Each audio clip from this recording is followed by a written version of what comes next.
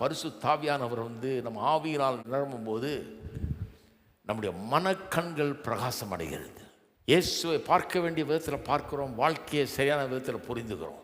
வாழ்க்கையை சரியான விதத்தில் புரிந்துக்கிறதுக்கு 2 காரியம் முக்கியம் தெரியுமா? ஒன்று, நம்மை காண வேண்டிய விதத்தில் நம்ம காணணும், இயேசுவை காண வேண்டிய விதத்தில் காண வேண்டும். நிறைய பேர் தங்களையே காண வேண்டிய விதத்தில் தாங்க ஏதோ பெரிய கொம்புன்னு நினச்சிட்டு இருக்கிறாங்க. இருக்கீங்களா?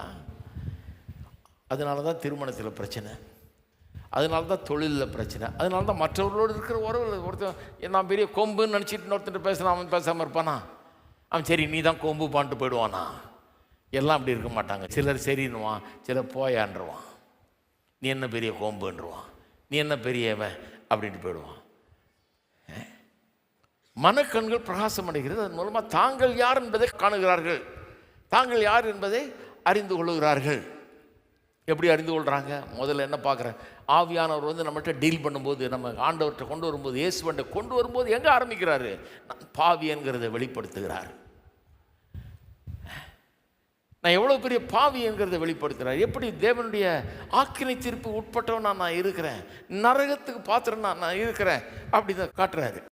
நீதிமான் ஒருவனும் இல்லை என்று சொல்லியிருக்கிற வார்த்தைப்படி நாம் எல்லாரும் இந்த பாவ பின்னணியிலிருந்து வர்றோம், பாவத்தில் பிறந்து பாவத்தில் வளர்ந்து அப்படி இருக்கிறோன்றதை காட்டுகிறார்.